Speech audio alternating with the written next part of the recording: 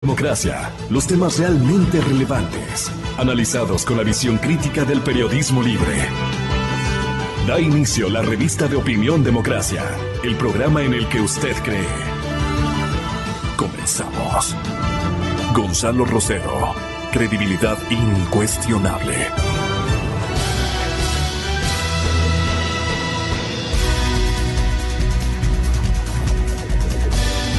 Hola, buenos días. Militares ecuatorianos que realizaban un patrullaje en la zona fronteriza con Colombia han resultado heridos ayer al mediodía. ¿Sí? En la zona del PAN, es la misma zona, ¿eh? Presentamos un saludo de bienvenida a nuestro invitado, el informante y analista militar, el señor coronel Mario Pazmiño. Él ofreció un formato de comunicación el día de ayer que alude a lo que se deben llamar un Facebook Live. Un Facebook Live. ¿Esto en qué consiste, coronel? Muy buenos días. Estamos muy preocupados por esta permanente exhibición de testimonios, relación informativa, reportajes, de todo. Los militares ecuatorianos están en este momento reportando enfrentamientos con grupos armados en Colombia.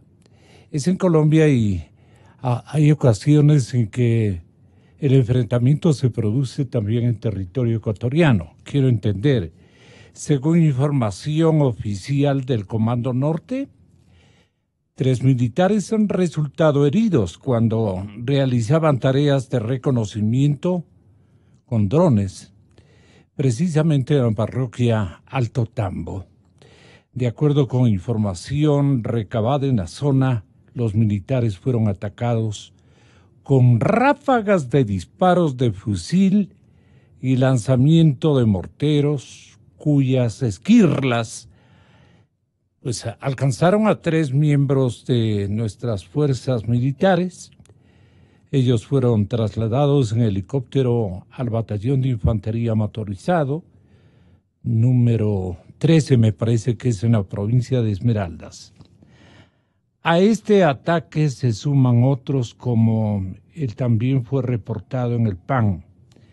Este también fue reportado en el PAN, sector ubicado a 2 horas de San Lorenzo. Y ocurrió el 19 de febrero, el pasado 19 de febrero. Las autoridades deben estar extremadamente preocupados porque estos episodios se están reprisando a menudo. ¿Qué busca esta gente? Las bandas que están operando en la frontera norte y traspasan al Ecuador quieren proteger, al parecer, según Mario Pazmiño, unos corredores de abastecimiento que existen en la zona. Y eso para ustedes lo grave debe ser para todos nosotros.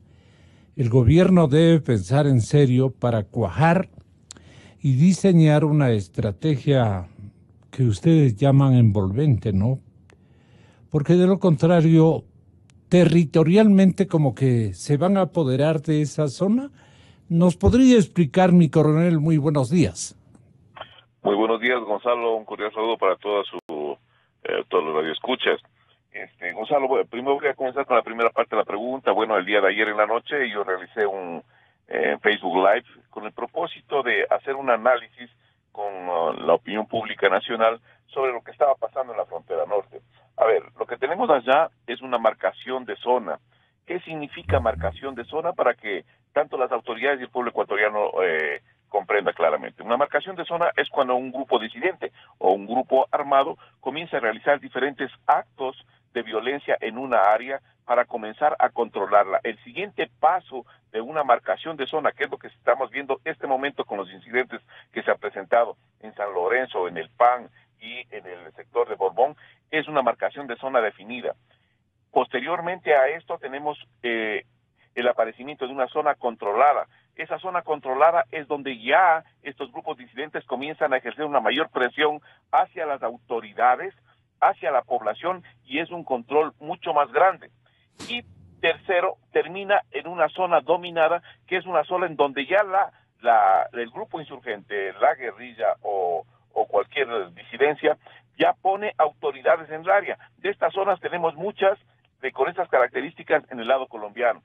Lo grave es que se han venido presentando ya en un tiempo de 1 mes y medio 5 tipos de actos que son sumamente graves, porque no habían desde muchos años atrás, diría, nunca ha habido en la historia nacional que se realicen 2 actos terroristas en menos de 1 mes y 3 enfrentamientos armados y también colocación de artefactos explosivos en carreteras.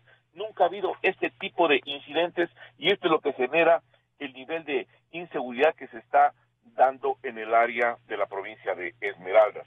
Ahora, esto también coincide, estimado Gonzalo, con el telegrama que circula en diferentes redes sociales. Es un telegrama de la Policía Nacional que firma el señor general Gutiérrez, director general de operaciones de la Policía Nacional, que me voy a permitir leer una parte porque me parece sumamente interesante. Información reservada manifiesta que la próxima semana, o sea, esta semana, la organización narcoguerrillera liderada por alias Guacho tiene como objetivo realizar un atentado terrorista en Ecuador. Para el efecto tendría planificado utilizar un vehículo acondicionado con explosivos y un poco más de información. Todos estos incidentes o todos estos indicios nos permiten determinar está presentando en esta área. Yo había manifestado y lo sostengo que este tipo de situaciones se debe al accionar que eficientemente lo está realizando Fuerzas Armadas, Policía Militar, la Policía Nacional en la provincia de Esmeraldas, porque estos operativos lo que están haciendo es desarticulando a estas bandas criminales, por un lado, pero por otro lado, esas bandas también están ejerciendo una presión para continuar defendiendo este corredor de abastecimientos y movilidad, por donde transita alcaloides, por donde transita precursores, armamento explosivo. Fíjese lo que acaba de pasar el día de ayer.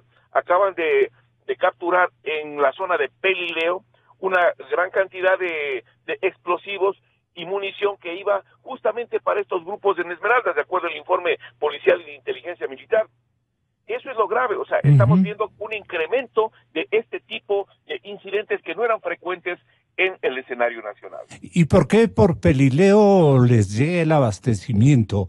¿De dónde presuponen vienen estos materiales? En esta guerra que me da la impresión es una guerra asimétrica a nuestro favor, pero es una fuerza minúscula que enfrenta a todo un estado, ¿no? Correcto, Gonzalo.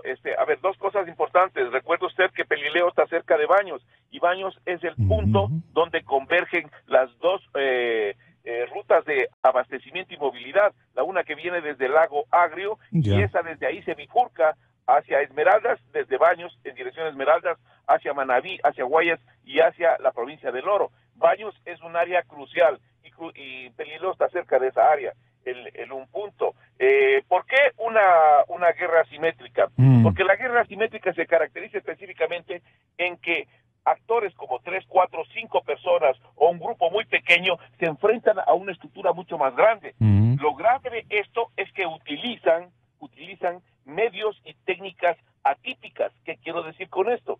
Utilizan artefactos explosivos, utilizan actividades de terrorismo con el propósito de causar una conmoción en la población, crear terror y que los medios de comunicación magnifiquen esta acción terrorista.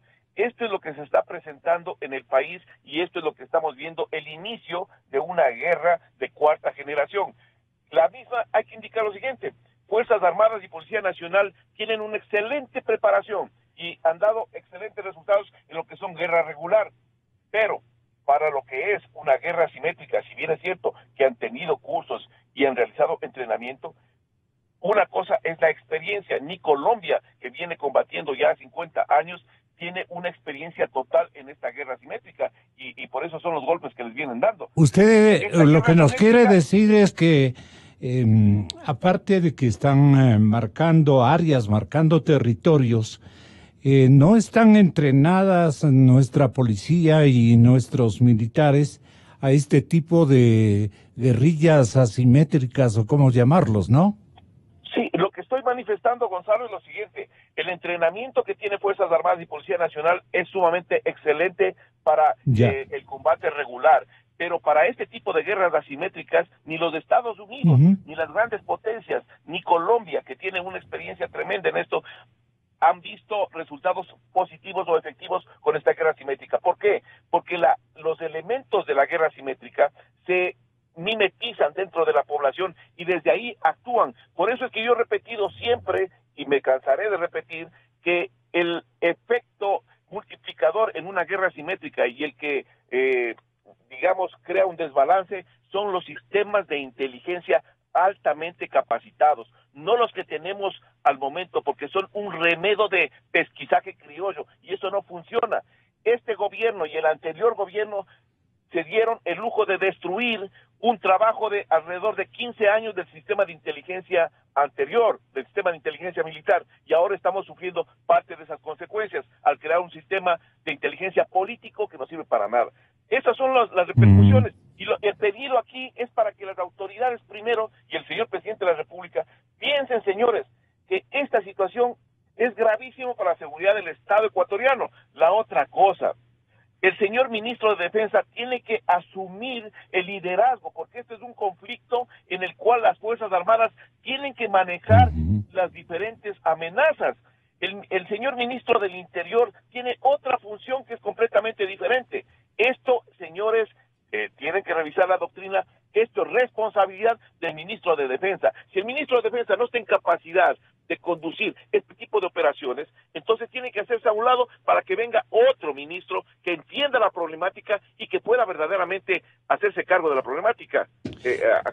Claro, tampoco el señor ministro de Defensa tiene una preparación o experiencia en este tema, pero debe involucrarse con los señores militares, con los soldados, no más que con los soldados, con los jefes militares de significación estratégica para cuadrar el operativo de otra manera, la estratagema de otra manera.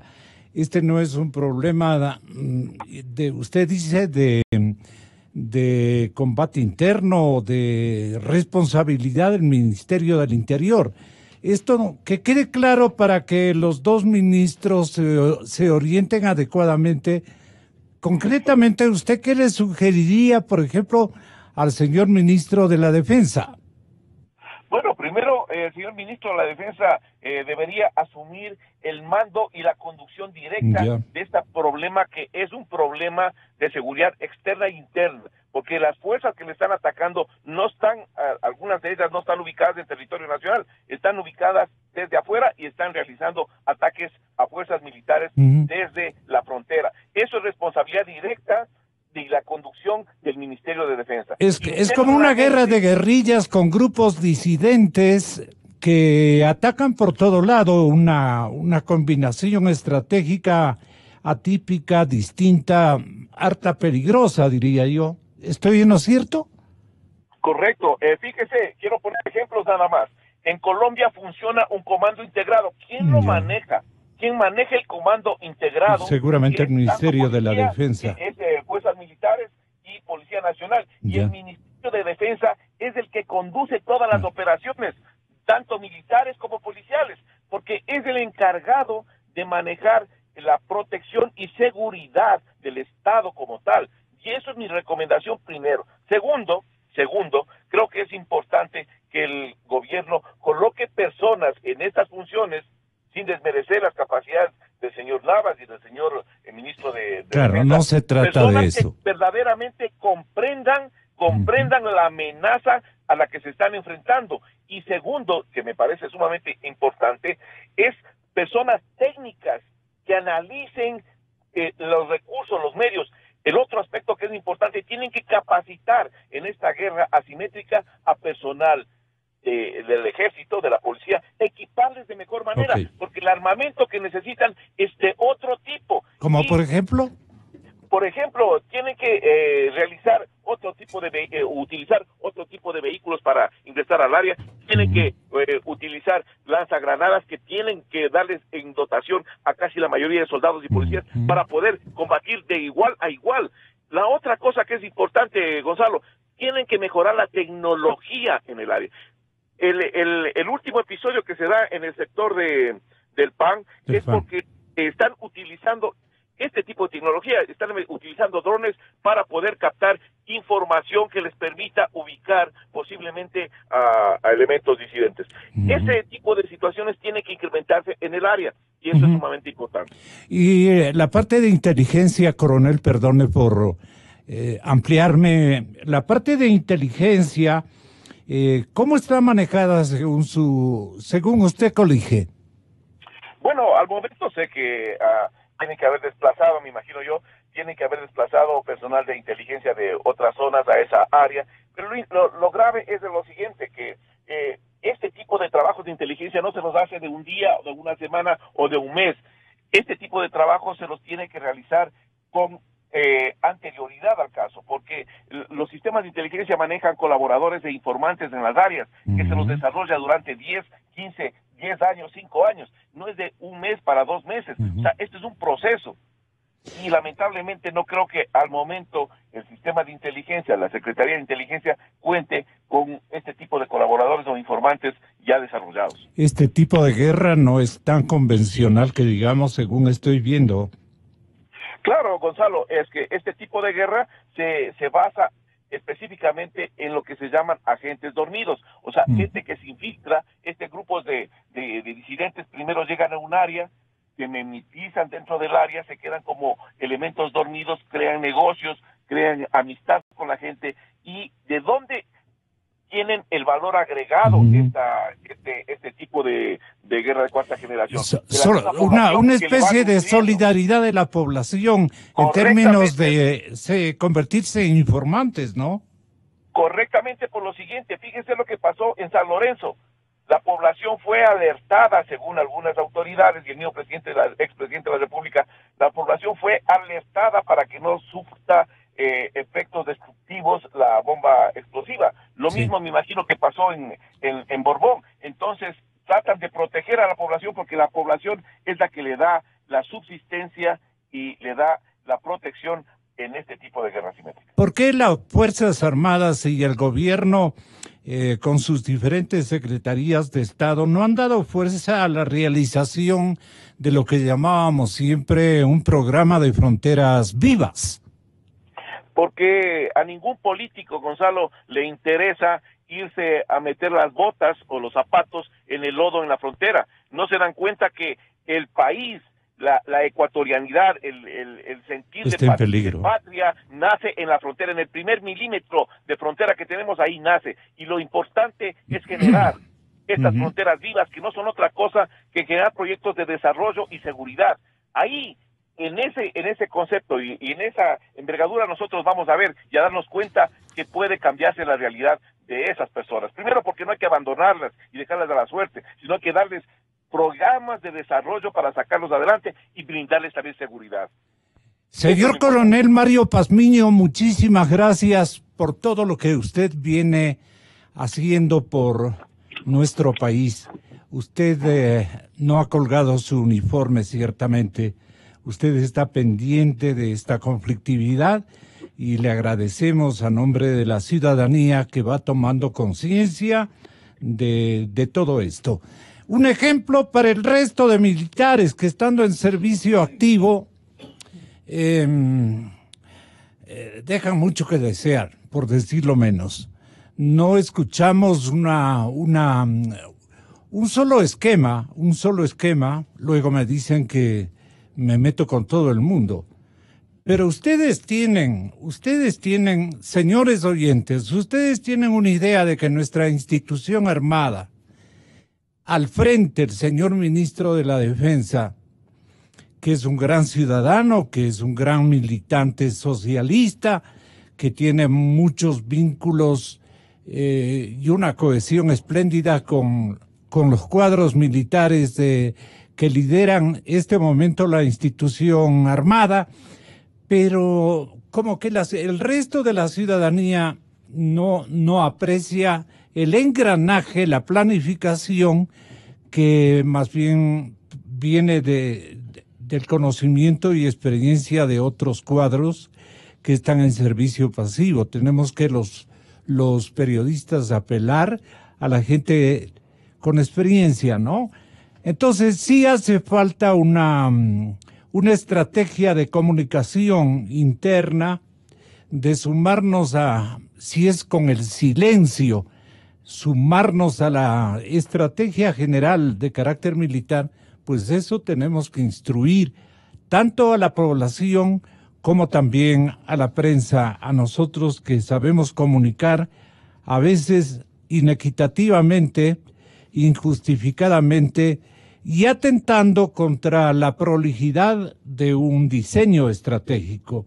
Todo esto vale la pena replantearse con el liderazgo naturalmente del ministro de la Defensa Nacional y en parte también con el ministro del Interior. Bueno, los correístas, según el diario Expreso de esta mañana, están insistiendo en que la corrupción es aislada. Yo me he permitido invitar al señor doctor Rafael Ollarte, al señor doctor Hernán Salgado, él iría primero, si es tan amable, compañero productor, el doctor Luis Calero y el doctor Fernando Santos, que también nos hacen el honor de acompañarnos.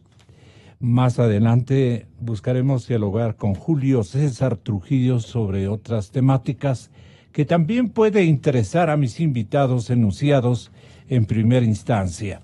Bueno, ¿qué dice Ronnie Rodríguez de Diario Expreso? Que las excusas a las denuncias de actos de corrupción en el gobierno del expresidente Rafael Correa son diversas. Asambleístas y exfuncionarios identificados con el correísmo insisten en el argumento 10 meses después de iniciado el periodo del presidente Moreno, de que son temas aislados, reflejan una persecución a quienes forman parte de la autodenominada Revolución Ciudadana con el objetivo de llegar al exmandatario. Para ellos son más los aciertos que los errores. La corrupción, dicen los correístas, es aislada. ¿Por qué le quieren meter siempre como causante de todo eso? Es lo que buscan, es el odio a Correa. Primera interpretación de esto de parte del doctor Hernán Salgado, con la venia de mis invitados en estudio.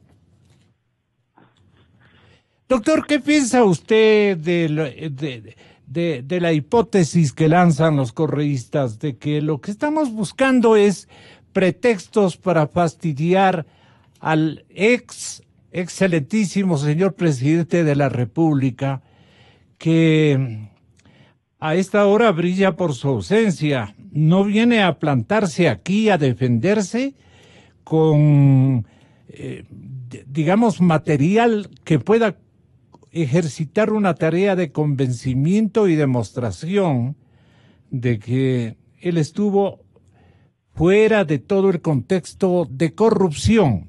La corrupción ha sido, pero gigantesca, amplia, complicada de poder incluso descifrarla.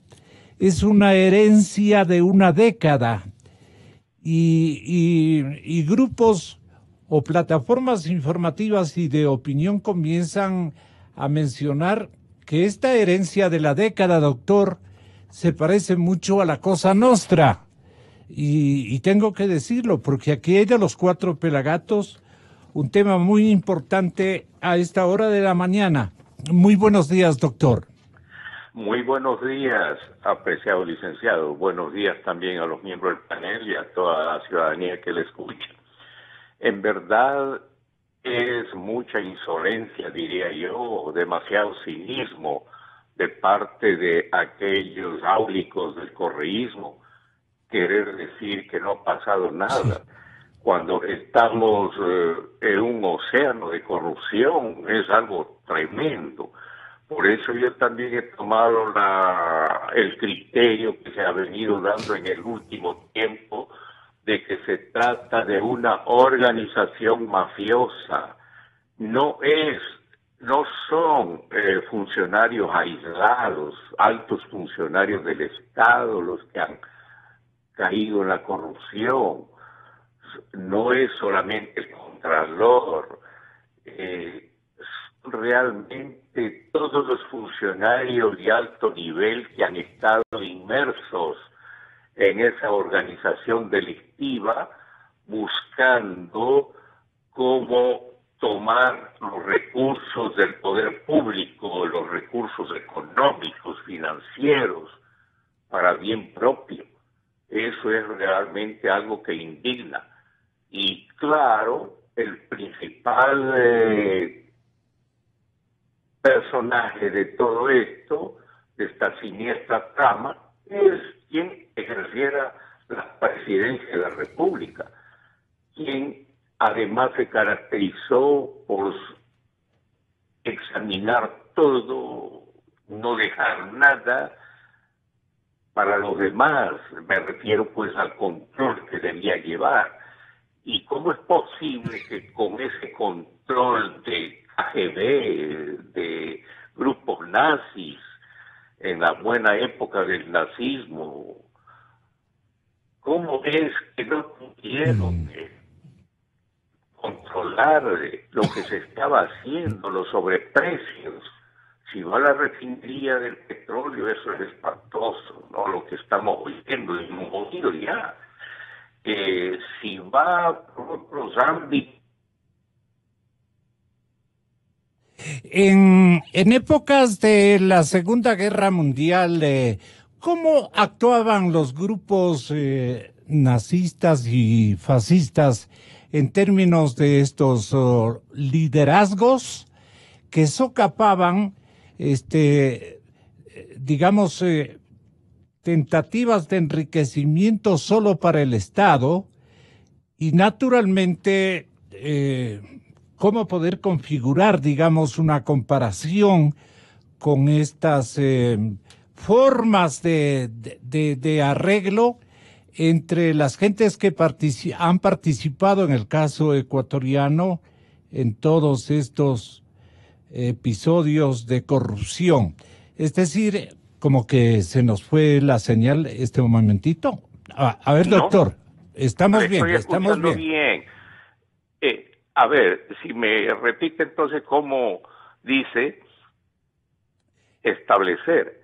Sí, por qué le señalan o le asocian o le comparan con movimientos ultristas de derecha que la historia, especialmente en la Segunda Guerra Mundial, el fascismo y el nazismo descubrieron como técnica para optar de adueñarse de todos los poderes, de ejercitar un gobierno macro, dominando todos los escenarios. Esto es lo que vino a hacer el régimen de Correa, pues doctor, no hay que darle la vuelta. Sí, así es. Yo mismo he escrito al respecto, tengo una publicación de las últimas en que señalo cómo se desarrolló el hiperpresidencialismo ecuatoriano, la concentración absoluta de poder en la presidencia de la República, al amparo de la misma Constitución de Montecristi, y luego pues con todo un ordenamiento jurídico que favorecía esta concentración de poder. Eso es muy negativo.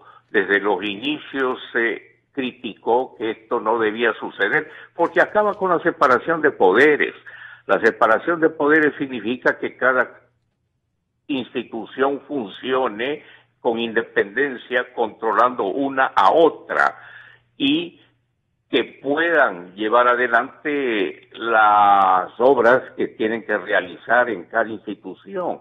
Pero el momento que rompe la separación de poderes, acaba también con el control Pues mire usted, somos testigos todos que el legislativo no hizo ningún control en los 10 años, hasta hoy día prácticamente. Han quedado adormecidos y no hay ningún control. Los funcionarios públicos, ¿de dónde nacían? ¿De dónde venían? Pues del Consejo de Participación Ciudadana.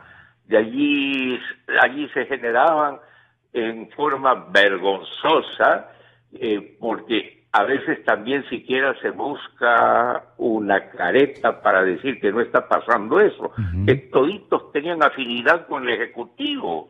No había funcionario público que no haya trabajado anteriormente en el Ejecutivo. Pues no es posible. Yo he preguntado dónde está la probidad. Si la probidad es eso, es independencia. Es también ética, mucha ética de la persona que va a la función pública. No es a enriquecerse, que vaya, es a trabajar por el país. Pues no ha habido probidad ninguna. Mire usted algo que ha pasado, algo horroroso, es el nepotismo. Así es. El nepotismo es fuente de corrupción. No puede ser que ahí estén todos los parientes, hermanos, marido y mujer trabajando en la función pública, qué decir de primos, etcétera, etcétera. No es posible tanto nepotismo. Jamás se vio en la historia ecuatoriana. Por favor, revisemos cómo se ha venido la parentela, se ha unido para formar una sola organización. Por eso es que es mafioso este aspecto, ¿no? Así es, sí. Y estudiantes, Fernando, estudiantes, usted sabe que estamos con Hernán Salgado, doctor Fernando Santos Albite. Le comunico, doctor, que estamos nosotros en el estudio con el respetable doctor Luis Calero, el extraordinario Rafael Ollarte, un jurista de mucho prestigio. Nos estamos acompañando en este análisis. Entonces, con toda esta obra armada, concebida primero en Europa, dicen también que en algunas ciudades norteamericanas, allí pensadores de la vieja Europa fueron a depositar contribuciones de creación aparentemente de doctrinas, de prácticas y de técnicas de hacer esto, de que estudiantes profesionales, banqueros, jubilados, ecologistas, indígenas, todo tipo de movimientos sociales, casi nadie se salve del control y el poder de la familia socialista en este caso. Los pordioseros levantaban la mano a pedir unas monedas a la caravana presidencial por el miedo de ser procesados como terroristas. Es una comparación que hace el autor de esta crónica que parece absolutamente distorsionada, pero el poder total, doctor Fernando Santos Albite, fue la mayor demostración de este esquema, ¿no?, de dominación. Era un esquema de dominación que se impuso en cuestión de meses a base de actos ciertamente terroríficos, no solamente terroristas. Así es, Gonzalo, muy buenos días. Muy buenos días, doctor. Doctor Calero, al doctor Hernán Salgado. Con todo respeto y a su audiencia. Mire, Gonzalo, ya hemos dicho varias veces aquí, el gobierno de Correa dio vida a ese viejo refrán: el poder corrompe y el poder absoluto corrompe absolutamente. Él tuvo el poder absoluto, fue el jefe del Ejecutivo, Judicial, Legislativo y todo lo demás, y corrompió todo, absolutamente todo. Fue el gobierno más corrupto de la historia. El dictador Ventimiglia, Ignacio Ventimiglia, que era el ejemplo de la corrupción, es un niño de pecho, una monja de la caridad comparado con la corrupción de Rafael Correa. Pero ¿qué está pasando, Gonzalo? Usted lo ha dicho muy bien. Usted ha traído a colación el caso del nazismo y el fascismo, que son parecidos, ¿verdad? poder total de Hitler, de Mussolini, para destruir esa sociedad. Pero ¿qué pasó cuando fueron derrotados? Hubo un cambio radical. Fuera todos los corruptos, fuera todos los que estuvieron al lado de los corruptos. Ellos no quisieron parecerse, sino que dejan para una segunda tanda casi a los mismos. Exactamente, mire Gonzalo, qué episodio más bochornoso.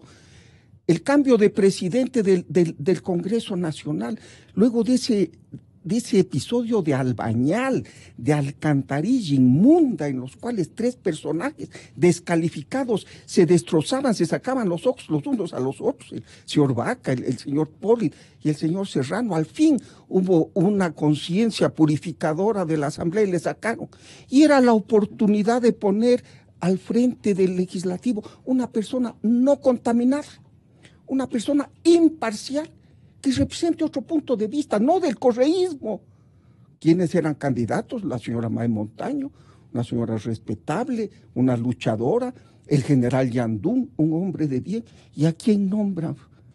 A una íntima colaboradora del señor Glass. Por favor, ¿es eso descorreizar el país? ¿Es eso dejar a un lado 10 años de corrupción? ¿O es último día del despotismo? Y primero de lo mismo, el Ministerio de Finanzas, un ministerio tan delicado, en manos de una señora que fue de lo peor del correísmo. ¿Por qué? Porque se prestó a una trampa internacional, a trampearles a los tenedores de bonos del Ecuador, falsificando documentos y diciendo que era ilegítima la deuda. ¿Qué ilegítima? Eran contratos legalmente establecidos. Entonces, Gonzalo, sigue lo mismo, lamentablemente. Hay lindas declaraciones del señor presidente de la República, la cirugía mayor a la corrupción, la honestidad, pero no se ve. Ya se nombró un consejo de participación de primera, alabo a los integrantes, pero siguen los mismos, siguen los mismos. El país necesita un cambio radical, desde los correístas fuera. ¿Cómo concibe el radicalismo del cambio? Con un cambio absoluto de gente. No es que eran correístas ayer y se acuestan correístas y se despiertan enemigos de Correa. No. Siguen lobos disfrazaditos de piel de oveja. Hoy sí somos partidarios del señor Moreno. No. Aquí estamos jugando. El país sigue en la misma senda de la corrupción. ¿El país sigue preocupado, doctor Luis Calero?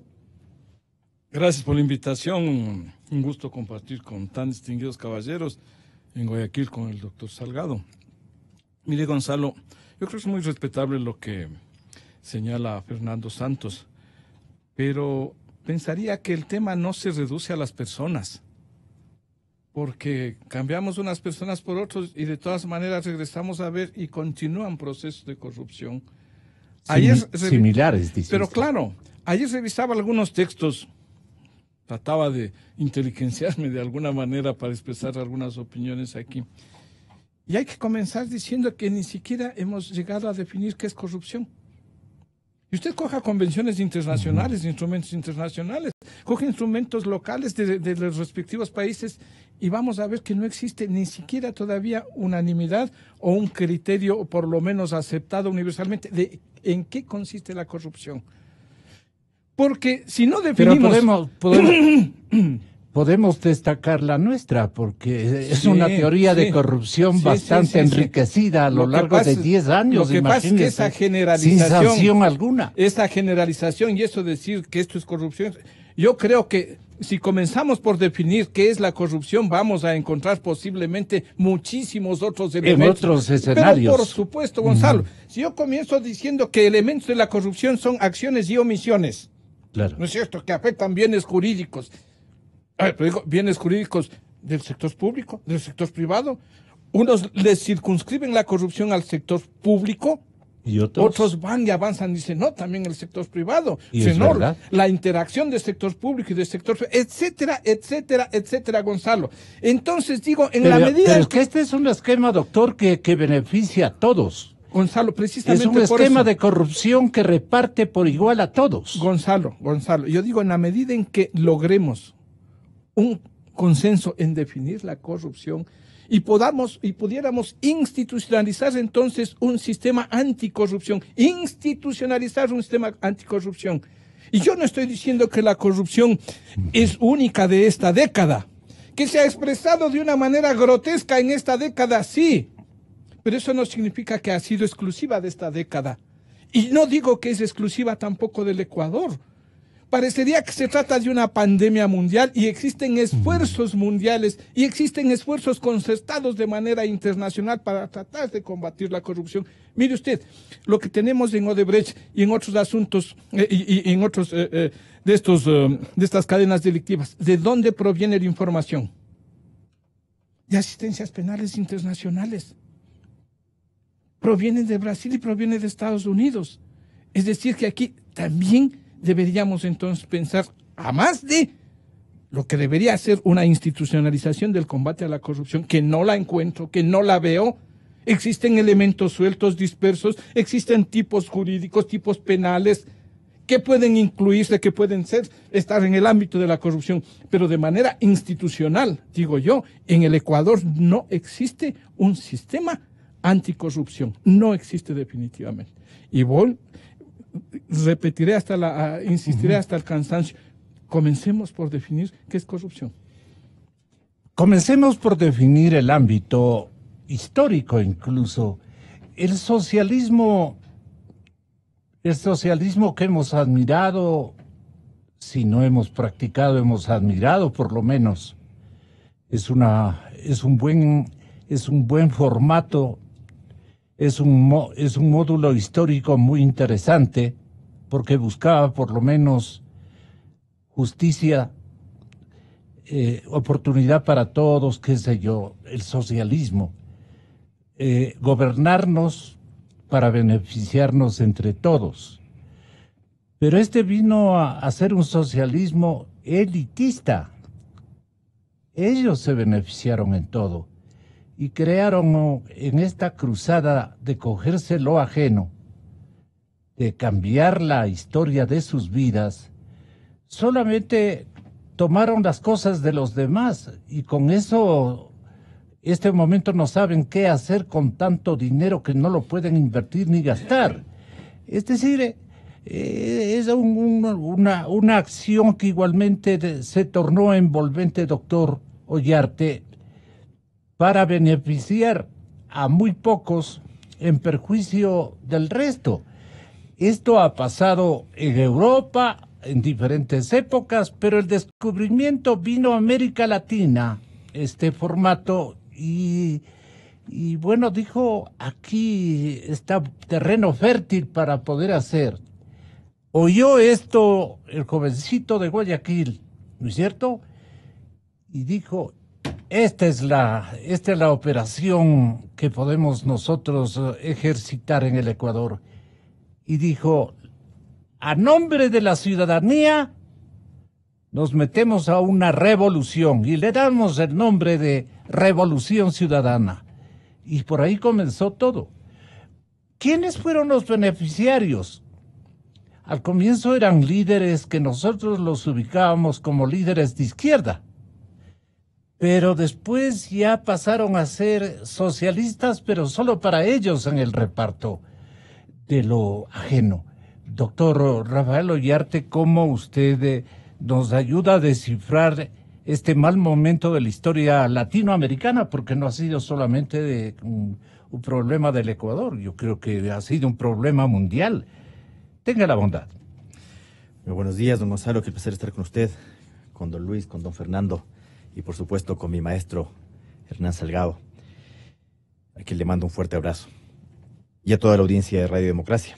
Mire, la corrupción comienza desde el momento en que un funcionario acepta un cargo para el cual no está capacitado. Ese es el inicio de la corrupción. En toda nación hay fenómenos de corrupción. Eso es connatural a las sociedades, lamentablemente. Ahora, como eso es connatural a las sociedades, hay que crear sistemas para prevenir y para reprimir los actos de corrupción. Y para ello deben existir instituciones. Ya lo dijo don Fernando, parafraseando a Lord Acton, que el poder tiende a corromper y que el poder absoluto tiende a corromper absolutamente. Claro, el poder debe ser controlado por el poder. Y por eso es que en los totalitarismos los casos de corrupción pueden ser mayores y más notables, porque no va a existir control del poder. Se recordaba el tema de la Alemania nacional socialista. Claro, ahí hubo casos de corrupción tan salvajes como que al final de la guerra, recursos de la Wehrmacht necesarios para la defensa del Reich eran desviados para la solución final. Así nomás. Y ya sabemos lo que ocurrió. Ahora, si usted crea instituciones, pero estas instituciones no operan el combate contra la corrupción, porque usted tenía una Asamblea Nacional que nada fiscalizaba, porque ahora usted ve, hay unos asambleístas que se sorprenden, pues, y son súper cándidos estos tipos, y hablan, y dicen cosas, y uno dice, pero, oye, 10 años, man. Ahí estuviste y hoy día me vienes a cambiar el discurso y me hablas de esto. No, esto es un chiste, pues es una broma. Si usted tiene una Contraloría que 10 años estuvo con el gran Contralor Polito, pero por supuesto que era un gran Contralor, pues para el ex jefe del Estado Correa no le controlaba absolutamente nada, absolutamente nada. Si la Fiscalía General del Estado está ocupada por aliados del régimen, ¿qué puede pedir? Ya con eso ya lo ha hecho todo, pues ya con eso no había absolutamente nada. Si usted elimina los controles, vea, nosotros tenemos una Corte Constitucional incontrolable. Eso es lo que nos regalaron en la famosa Constitución de Montecristi, que además hay gente que le quiere rescatar esta cuestión, pero hay que respetar la Constitución, ciertamente. Pero eso está el espíritu de que aquí nosotros somos de manos limpias y por lo tanto nadie nos puede controlar, nadie nos puede fiscalizar, es lo que nos ha llevado a donde nos ha traído.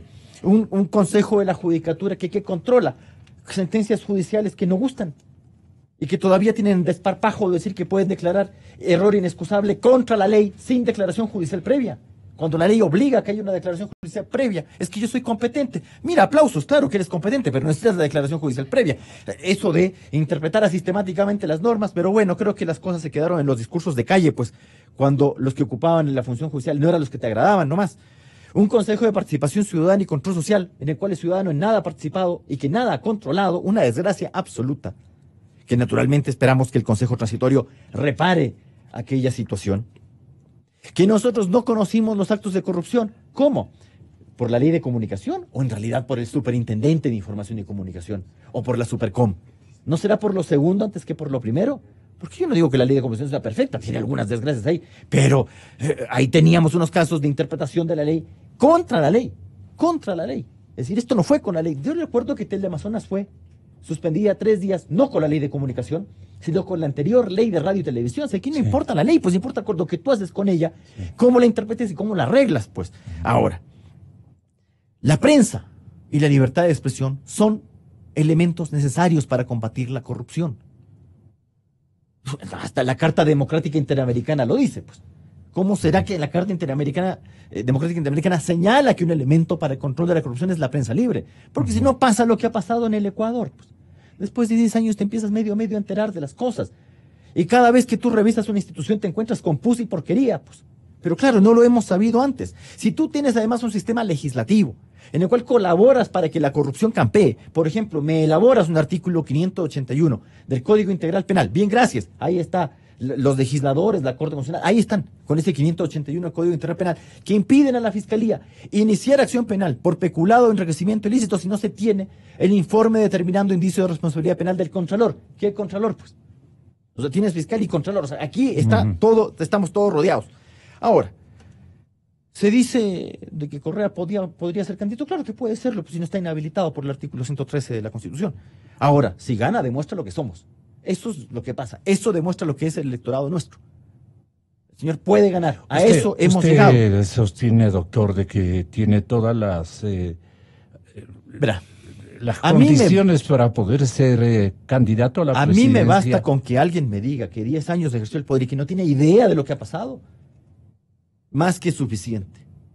Vean, ni siquiera estoy diciendo que el señor ha metido la mano. Lo que estoy diciendo es que el señor dice descaradamente que el señor no sabe. Bueno, entonces, no sabe. No sabía que el hermano tenía contratos. no sabía quién era el Alex Bravo, no sabía quién era Capaya, salvo cuando le ponía el tortazo en la cara en la fiesta de cumpleaños, cuando le hacía el desagravio al primo. Nunca tuvo idea de nada. Ah, no, pues entonces, pero ¿cómo puede ser alguien que no sabe qué pasa en su entorno? Este no sabe lo que pasa en la casa. O sea, así de bien. Entonces, por supuesto que todo esto es el caldo de cultivo para que la corrupción campee. Yo le insisto, el primer acto de corrupción lo comete el funcionario que acepta un cargo para el cual no está capacitado. ¿Qué va a ir a hacer? Adivinar. Para eso no son las instituciones. Para eso no son las instituciones. Y eso tiene que ser corregido. Cambiar de gentes, ojalá fuera así también fácil, porque si vamos a solo a cambiar de gente, pero seguir el mismo modelo, porque esta cuestión no es nueva tampoco, pues. O sea, no es que la corrupción se inauguró, pues, el año 2007. Lo que pasa es que se exacerbó. Y se exacerbó, ¿por qué? Porque no había controles. Usted elimíneme los controles y ahí verá lo que pasa. Ah, no, es que los controles son estorbosos. Sí, yo no digo que usted haga un sistema de control que le impida ejercer la administración. Pero de ahí a que usted anule el control para que el tipo que llegue haga lo que se le antoja y se le vaya y se le pase, pero con razón no sabe, pues porque tiene un sistema tan mal hecho que puede pasar aquello. El país está francamente, distinguidos caballeros y público radio oyente, cansado de una lluvia prácticamente de denuncias, ¿no? Doctor Hernán Salgado, no obstante, no ha pasado nada, no hay resultados. Así de simple dice la gente en la calle. ¿Cómo se ha denunciado? ¿Cuántos ámbitos han sido topados?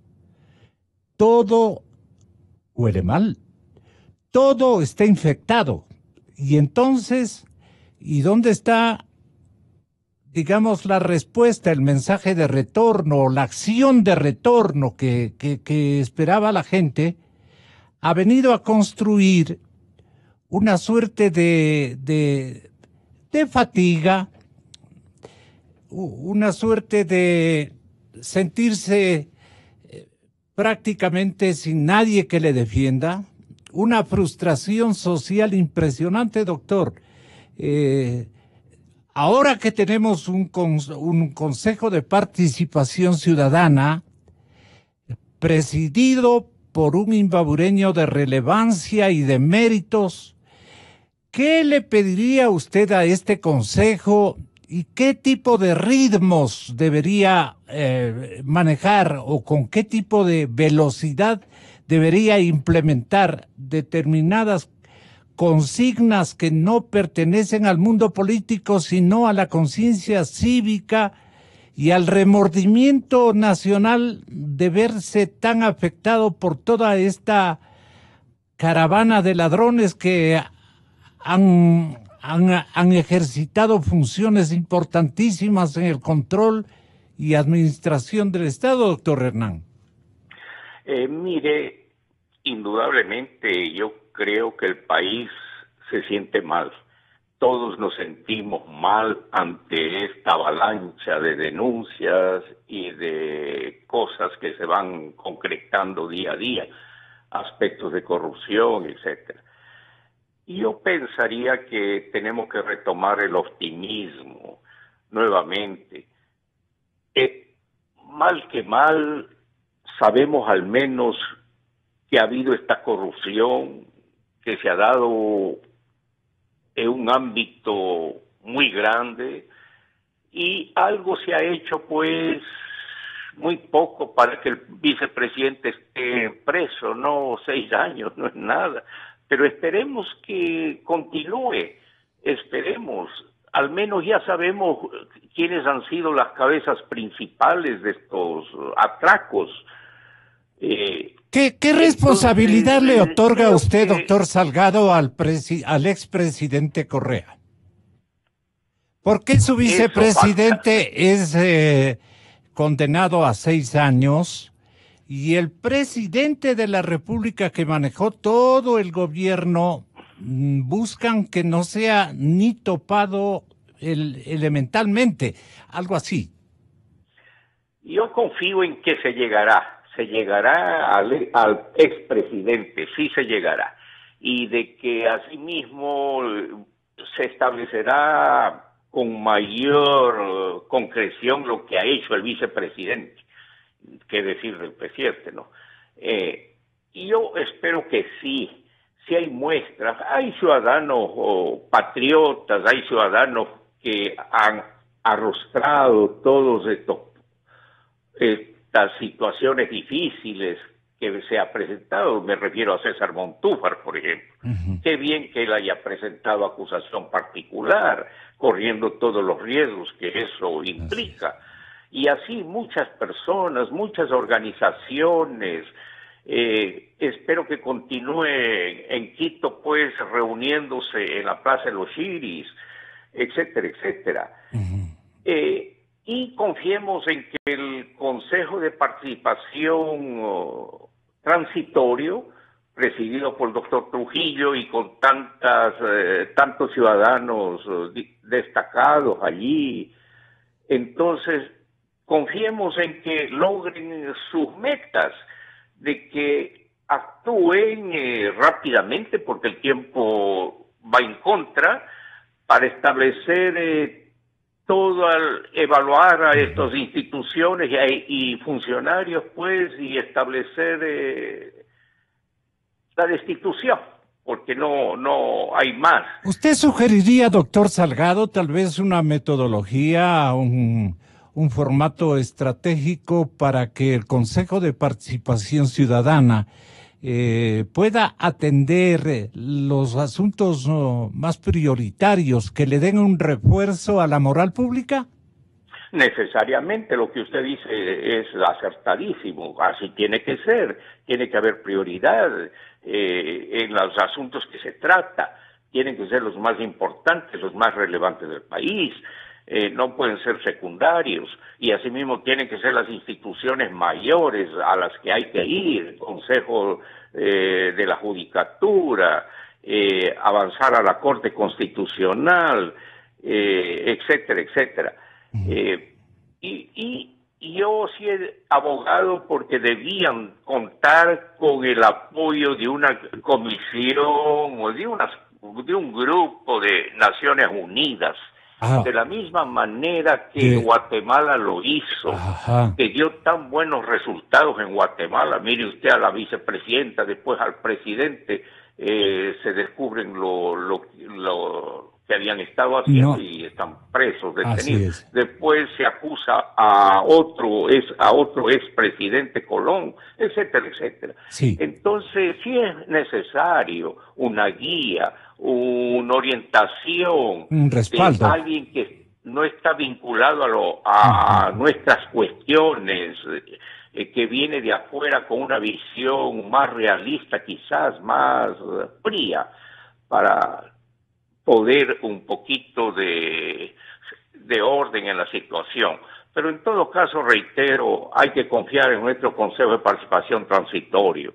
El que vendrá después, no sabemos qué va a pasar. Porque así mismo, permítame adelantar criterio. ¿Qué ha preguntado? ¿Cómo hay que organizar el permanente?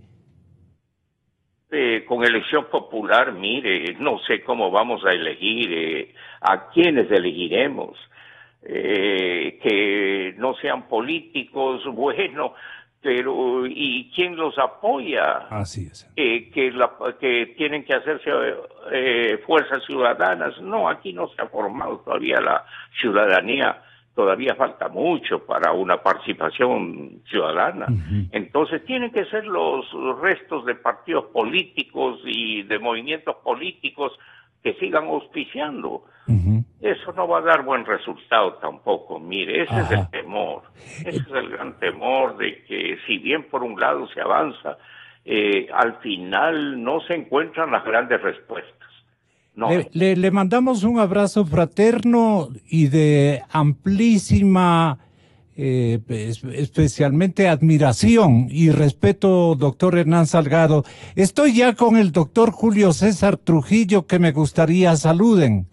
Doctor Salgado, está el doctor Trujillo en la línea. A usted y a los colegas, pues, al doctor Calero, al doctor Fernando Santos, al doctor Albite y a mi querido discípulo, pues, Rafael Ollarte. Para todos ustedes también mi afecto. Bueno, doctor Trujillo, muy buenos días. Estoy con todos estos actores jurídicos y ciudadanos muy significativos.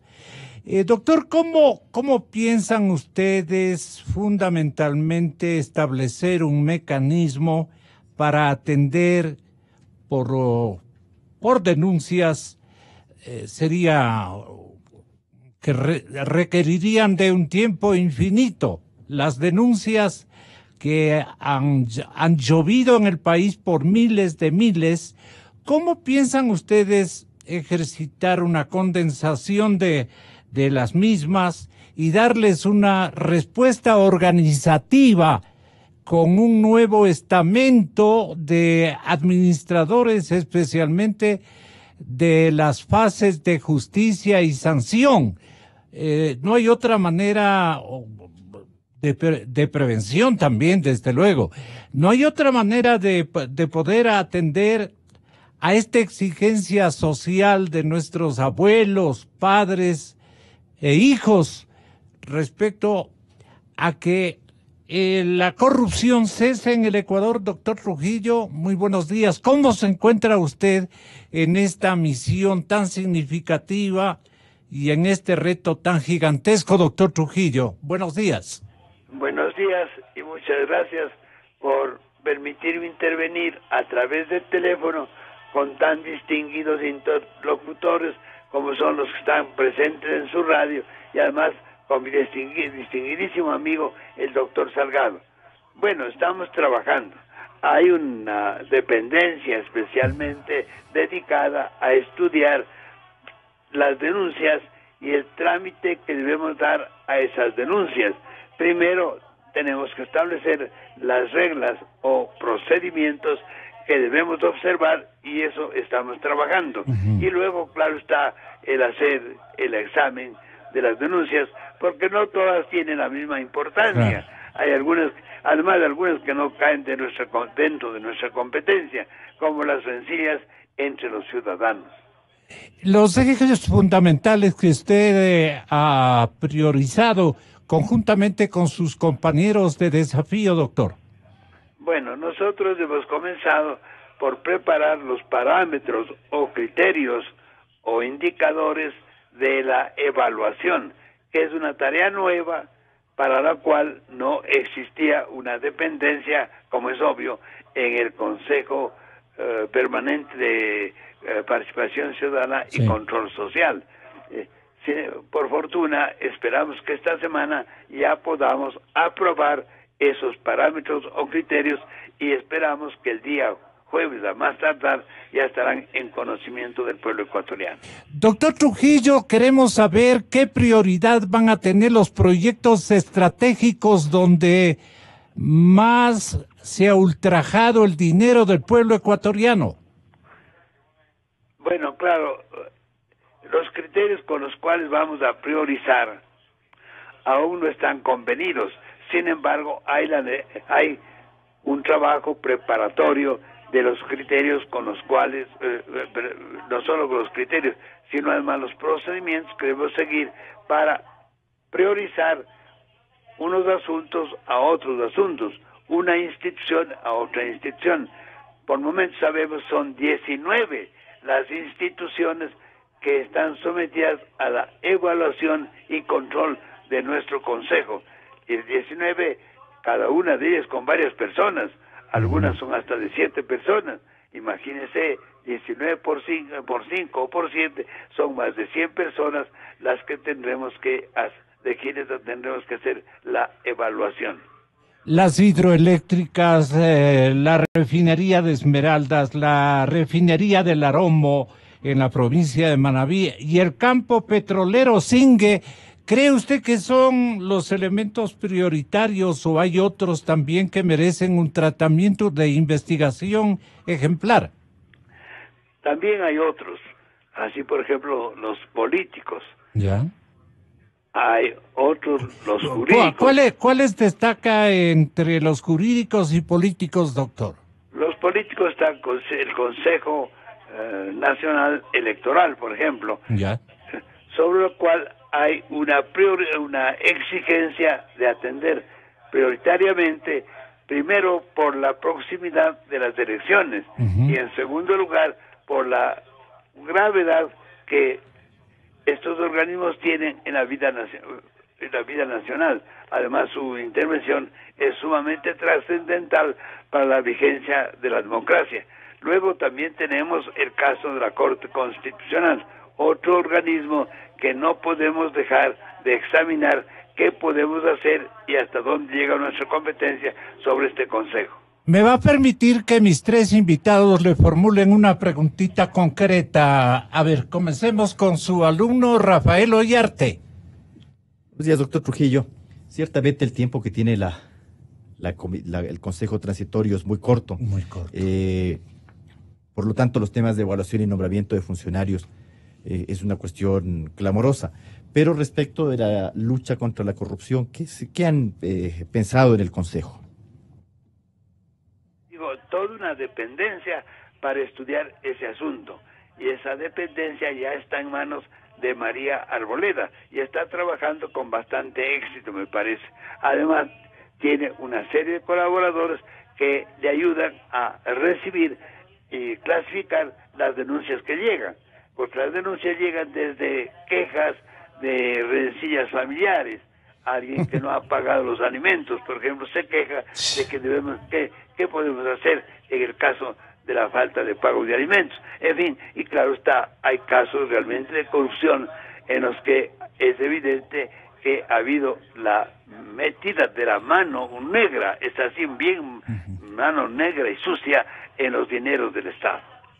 Haciendo un inventario, la señorita Arboleda no alcanzaría ni la caja fuerte mayor del Banco Central del Ecuador, por ponerlo en esos términos.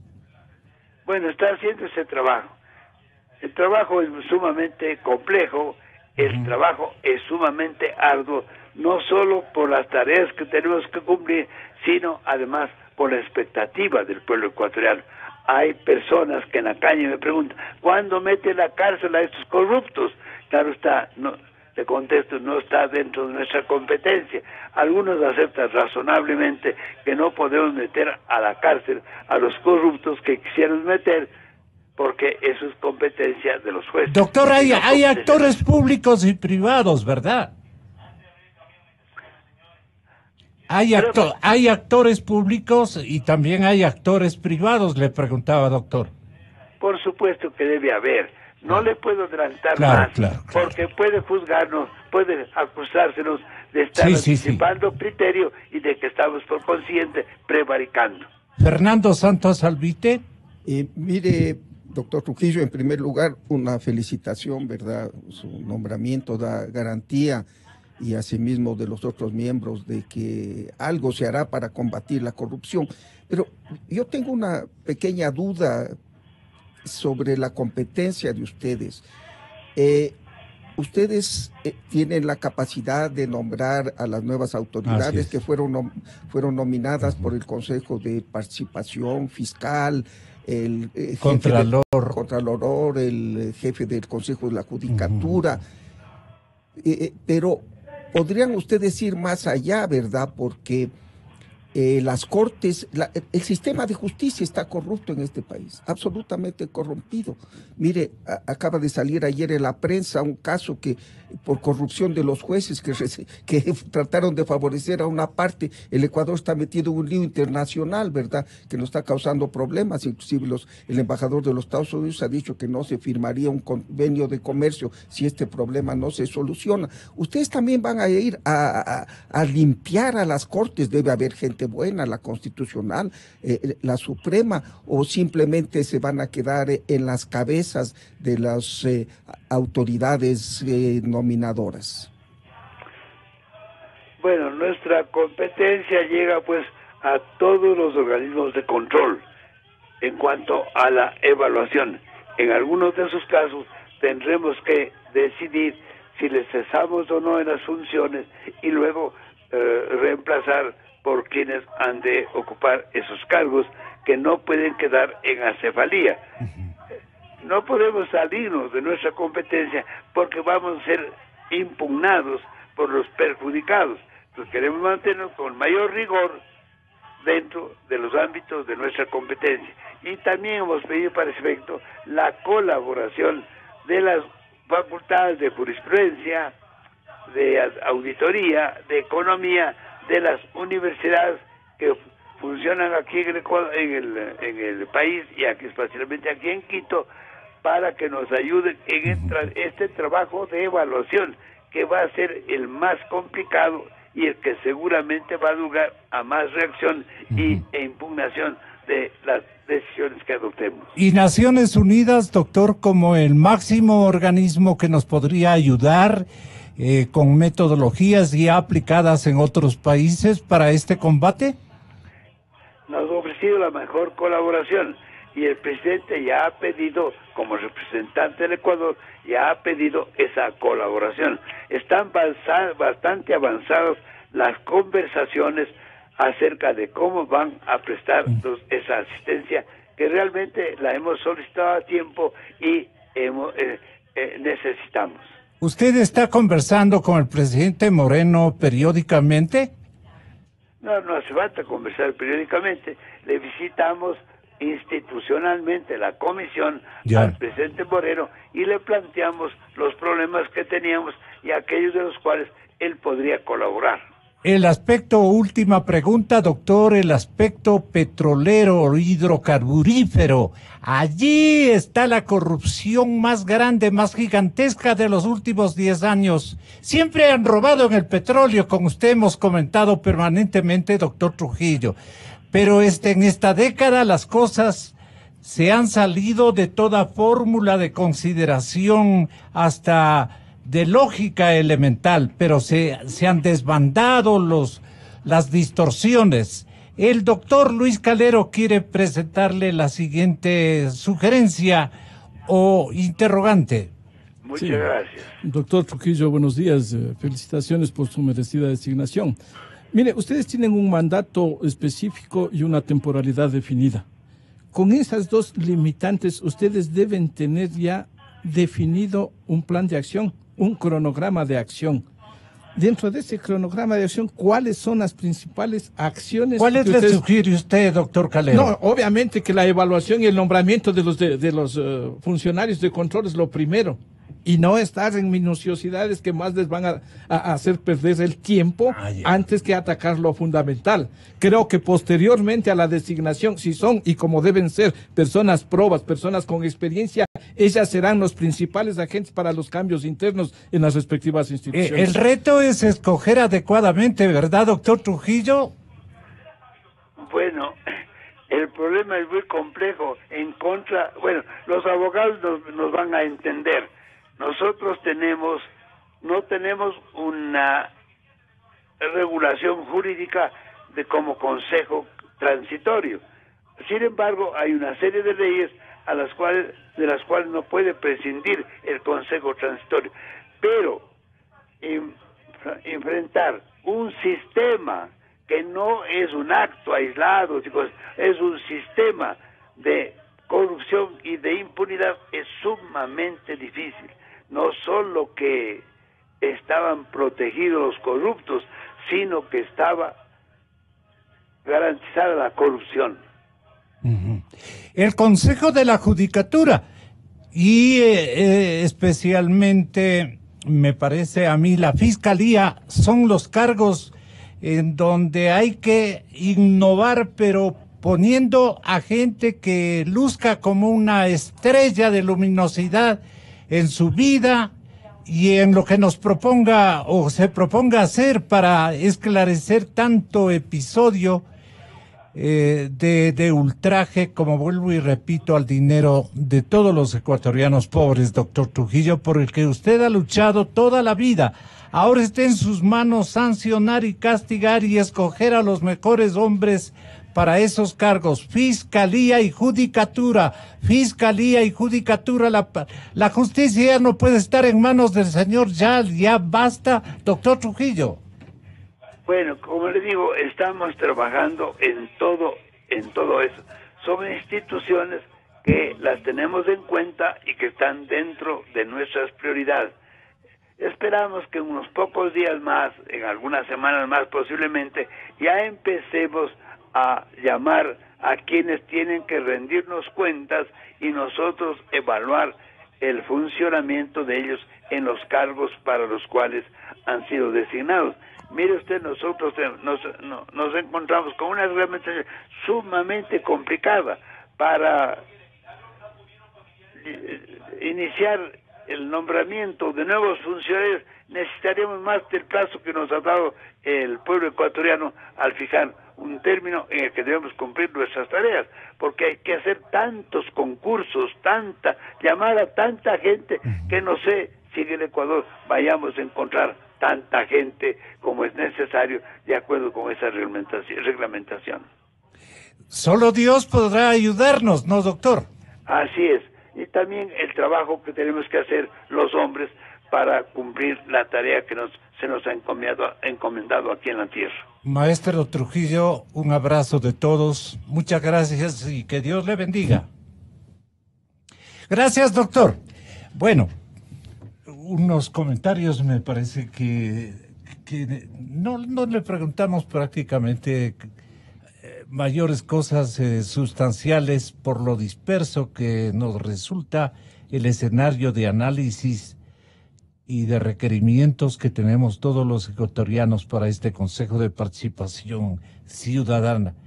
Pero ahí ustedes pueden hacer un englobamiento y un remate de esto que hemos logrado hablar para hacer conciencia en la ciudadanía de lo que es vital este momento. Ustedes iban a poder precisar en cada uno de las intervenciones que les pido, tengan la gentileza de ejercitarlo con la mayor cobertura que puedan a los anhelos que tiene la ciudadanía para arreglar este escenario ecuatoriano en el ámbito ético, administrativo, que es lo que más nos preocupa este momento. Comienzo por usted, doctor Fernando Santos Albite. Gracias, Gonzalo. Mire, la corrupción es un cáncer que carcome y destruye el cuerpo social. Los cirujanos le dirán, si encuentran un cáncer en un individuo, le extirpan totalmente, porque si le dejan un poquito, se expande. Así es la corrupción. Si hacemos una lucha contra la corrupción a medias, no logramos nada.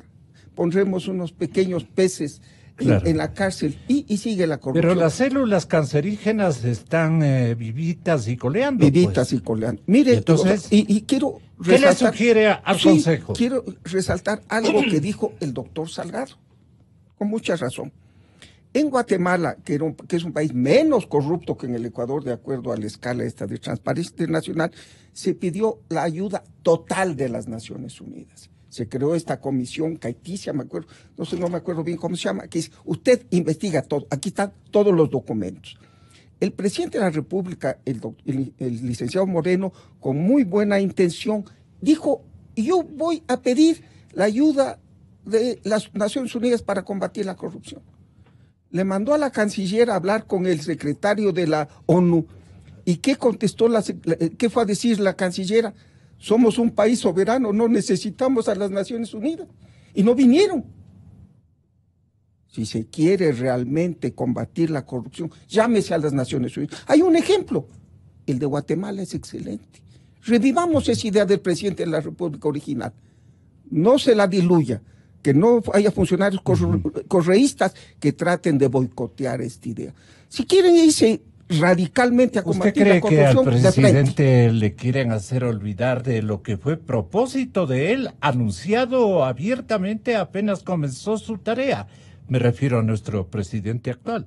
Lo dijo, lo hemos escuchado 16 millones de ecuatorianos. ¿Y qué pasó?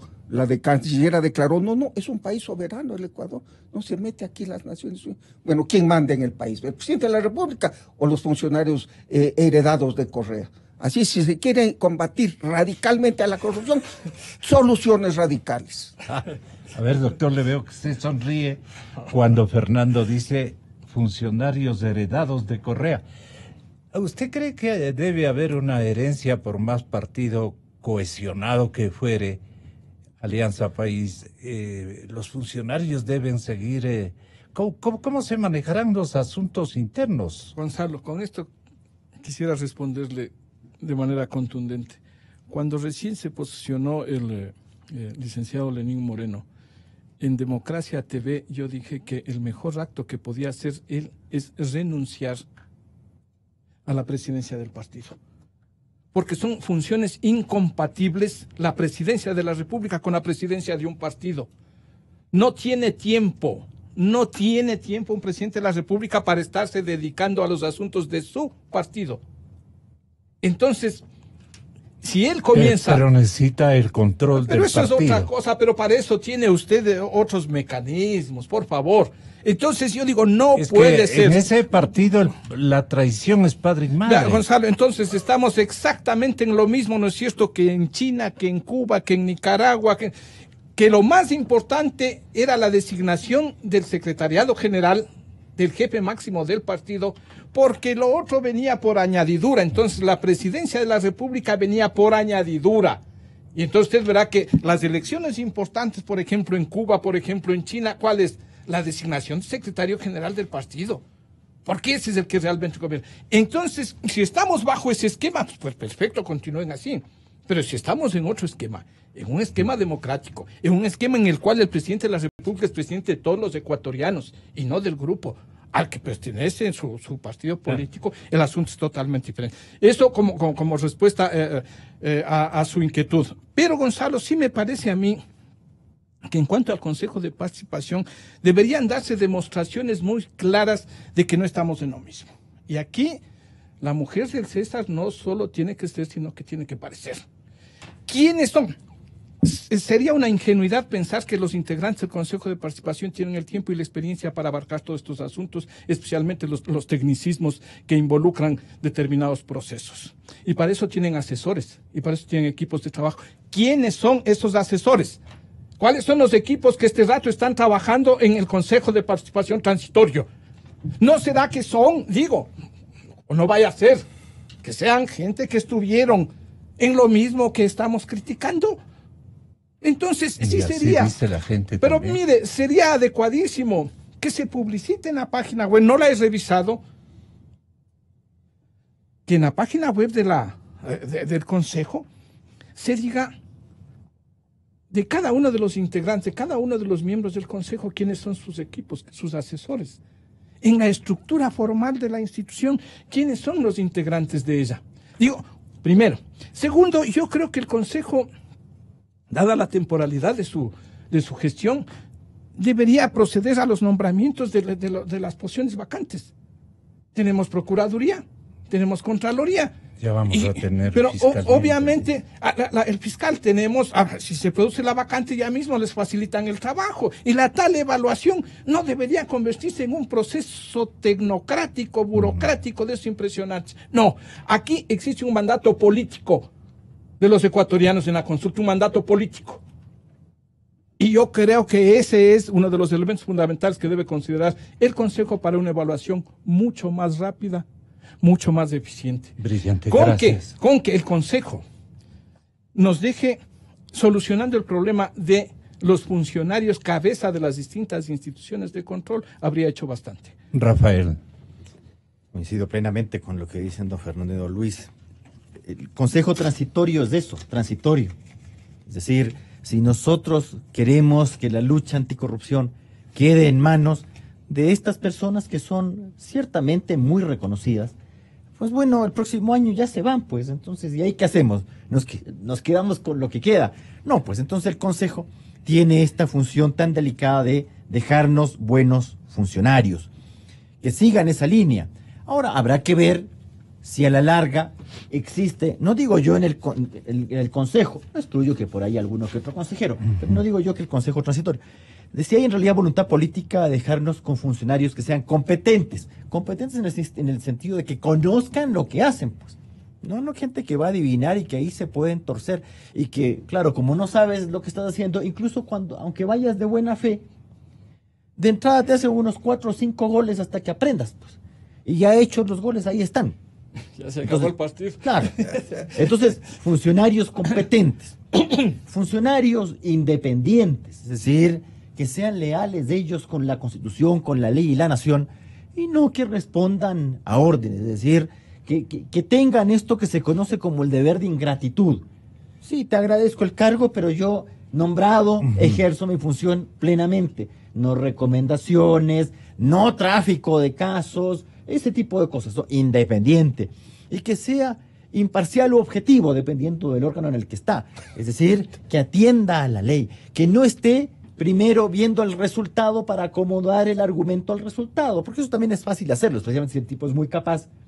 Claro, yo quiero que este salga bien, le daré 10.000 argumentos, que es lo que se suele hacer. Este es el resultado que quiero y digo cualquier cosa. Ahora, claro, los que están ahora dicen cualquier... que da chiste, ¿no? Con tal de justificar una decisión, perdóneme, estúpida y no sé, rayana con el colaboracionismo, ¿no?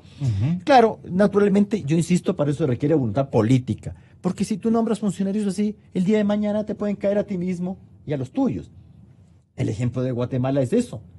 ¿Cuántos de los que llamaron a la ONU para el combate contra la corrupción finalmente cayeron en manos de esa comisión? Y tal vez eso es lo que temen algunos. ¿Cómo le vamos a llamar a la ONU para que pase lo mismo aquí que en Guatemala, donde el que llamó se fregó? Pero bueno, así es la cosa.